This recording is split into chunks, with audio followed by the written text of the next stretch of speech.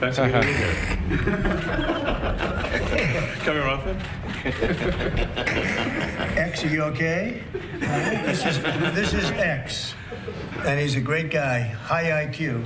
He's a high IQ individual. And he's got this, check out this cool chain he's got. So thank you very much. We had a busy They day put today. a giant Cuban link chain on. The kid's dressed better than his dad. And it seems hard to believe that judges want to try and stop us from looking for corruption, especially when we found hundreds of millions of dollars worth, much more than that, in just a short period of time. We want to weed out the corruption. And it seems hard to believe that a judge could say, we don't want you to do that. Well, so maybe we have to look at the judges, because that's a very serious, I think it's a very serious violation. I'll ask Elon Musk to say a few words, and we'll take some questions. Elon, go ahead. Sure. You'll ask him to? Yeah, the main line right now, I guess, is what the Trump administration is going to, what Elon will direct Trump to do with regards to these judges. Is Musk just a fall guy? No, Musk is pretty much running the show. A significant part of this presidency is to restore democracy. Kid, what is this kid doing? Did no one tell the kid?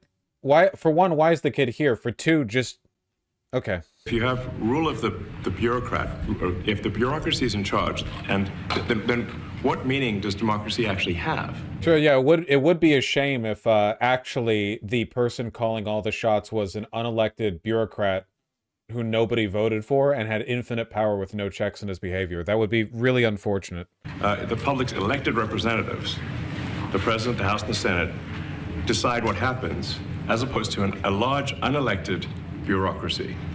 This is not to say that there aren't some good, there are good people who... Profoundly weird it is to have Elon standing here like this. Like, ignore the fact that he's with his kid or whatever, but the president at the Oval Office having another person next to him just giving the opening speech on the, like, he's so buck broken. Donald Trump, I mean. Because you know that if any of this had anything to do with him, he'd be taking credit for the initiative and explaining it. So what I really want to say is, like, it's not optional for us to reduce the federal expenses. Why is Elon talking about Trump? Yeah, it's super fucking weird. I can't get over it, because I know a lot of people are going to rewrite history, and it's like, no, it's actually normal for the wealthiest man in the world to be standing next to the president in the Oval Office, giving several minute-long uninterrupted speeches to the reporters, you know?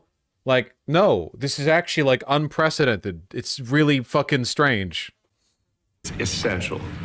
It's essential. Again, he has no official position. He's not a member of the cabinet. This isn't like the you know, Secretary of Defense talking about like a war or anything like that. It's literally just he's a guy. And then we were told, this is actually, I think, a great anecdote, because we're told the most number of people that could retire possibly in a month is 10,000. We're like, whoa. Why is that? Well, because all the retirement paperwork is manual on paper. It's manually calculated, then written down on a piece of paper. Then it goes down a mine. And I'm like, what do you mean a mine? Like, yeah, there's a limestone mine where we store all the retirement paperwork. And you look at a picture of this mine. We'll post some pictures afterwards. And this mine looks like something out of the 50s because it was started in 1955. So it looks like it's like a time warp. And then the speed, the limiting factor is the speed at which the mine shaft elevator can move determines how many people can retire from the federal government. I'm just going to take a wild guess at this one and say it's not true. Also, I'm pretty sure that you could move more than 10,000 sheets of paper down any mine shaft elevator. My guess is that what he's actually saying is that physical copies of records are kept in a secure location in DC, and he's making the rest of it up. Like, he's just probably describing an archive, and he's just making stuff up. Even Trump is... Yeah, Trump's also like, I don't believe it. Like, what do you have to buy to believe this? Like, you can only physically move 10,000 sheets of paper into... like down an elevator? Couldn't you move 10,000 sheets of paper in one trip? I don't know. Just nonsense. Absolute nonsense. It doesn't even pass the sniff test. Like, it's not just Elon thinks you're stupid, which he does. He thinks that he's the smartest man on earth, a god emperor, and all of you should be subservient to him. But it's how stupid he has to be to lie like this. Like at a high level, if you say like, how do we increase prosperity? Is we get people to shift from roles that are low to negative productivity to high productivity roles.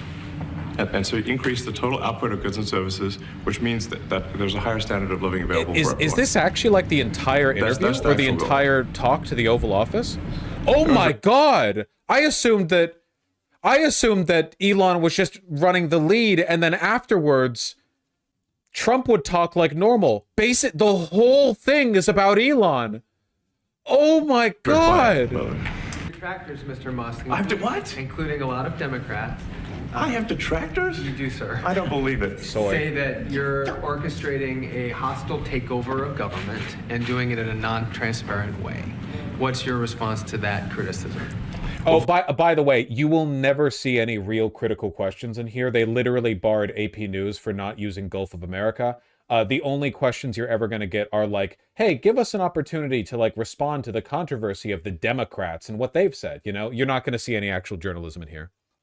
First of all, you couldn't ask for a stronger mandate from the public. 1.8%. The public voted, we have a majority of the public voting for President Trump. By the way, this is the fascist response go-to, which is like anytime they overreach, they gesture towards like their infinite mandate. It is literally the #1 thing they do every time because they can't justify their actions based on their merits. They instead have to say like, actually, everyone's already okay with us doing this. Are you policing yourself in that? Is there any sort of accountability check and balance in place that would provide any transparency for the American people? Well, all of our actions are fully public. So if you see anything, you say like, wait a second, hey, Elon, that seems like maybe that's, you know, there's a conflict there. It's not like people are going to be shy about saying that. They'll say it. Then what? Then tweet it at you? Wait, what is it? He's like, well, if I do anything obviously corrupt, you can see it. So, what? Send an email. But transparency, so you can see everything that's going on.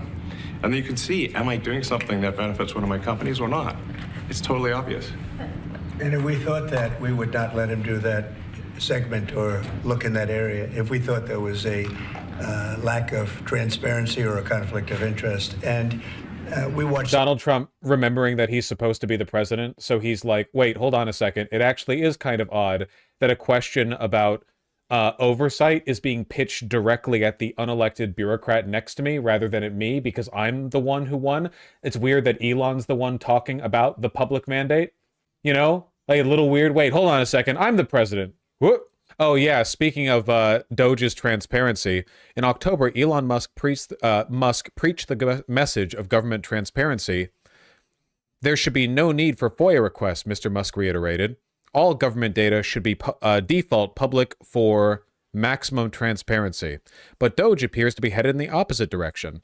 The White House has designated Mr. Musk's office, the Doge service, as an entity insulated from public records requests or most judicial intervention until at least 2034 by declaring the documents it produces and receives presidential records. So, you know.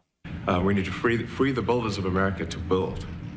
And if we do that, that means I think we can get the just pick that nose, kid. To be maybe 3-4%, maybe 5%. Hell yeah! And that means if you can get $1 trillion of economic growth, you cut the budget deficit by $1 trillion. How old is this kid again? Between now and next year, there is no inflation. There's no inflation in 26. And if the government is not borrowing as much, it means that interest costs decline. 25 years old. I mean, imagine they're going down the grocery aisle and the prices from one year to the next are the same, and what are you saying? Their mortgage, all their debt payments dropped. How great is that for the average American? We had no idea. We had no inflation is a deep understanding of how inflation works. Yeah. It's what was that one tweet where it was like, I used to think Elon was smart when he talked about rockets. I didn't understand rockets, so I assumed he was right. When he talked about code, I didn't understand code, so I assumed he was right. When he talked about this thing, I did understand it, and I realized, oh my God, he has no idea what he's talking about. You want 0% inflation? Okay, buddy. Mr. Musk, you said on X that an example of the fraud that you have cited was $50 million of condoms was sent to Gaza. But after fact check this, You know you're about to get an actual question when the reporter has an accent. It was like this every single time at the State Department briefings under Biden, or even now in the White House press briefings. Everyone with an American accent is here to kiss ass and lick dick, and everyone with a foreign accent, well, not everyone, I shouldn't say everyone. Sometimes Israeli press gets... but, you know, if you hear a foreign accent, you're like, oh, they might actually, like, have a question, you know? apparently Gaza in Mozambique, and the program was to protect them against HIV. So can you correct the statements? It wasn't sent to Hamas, actually. It was sent to Mozambique, which makes sense why condoms was sent there. Yeah. And how can we make sure that all the statements that you said were correct, so we can trust what you say? Well, first of all, some of the things that I say will be incorrect and should be corrected. So nobody's going to bat 1,000. I mean, we will. That was his opening parry. His opening parry was like, well, we lie sometimes, you know? Oh shit, a question. Well, you know, I mean, like, sometimes we're wrong and we lie to, like, over and over. Any court that would say that the president or his representatives, like Secretary of the Treasury, Secretary of State, whatever, doesn't have the right to go over their books and make sure everything's honest. I mean, how can you have a country? You can't have anything that way. You can't have a business that way. You can't have a country that way. Hey, thank you very much, everybody. Thank you. That was great. That was a phenomenal Trump press conference. You know, it's humiliating. I guess, you know, it is. I don't know. My hope going forward is just like it's all on Elon. Elon really is like the savior of all of this, because it's impossible to believe he's capable of pulling this off. You know. He thinks he's a god king. He's effectively the president of the United States of America. There's just no way. There's just no way. This has to crumble fast, at least in terms of public support. Basically, every time Elon Musk makes an appearance publicly, it seems like his public support drops a little bit because he's so anti-charismatic. We just have to hope the process continues.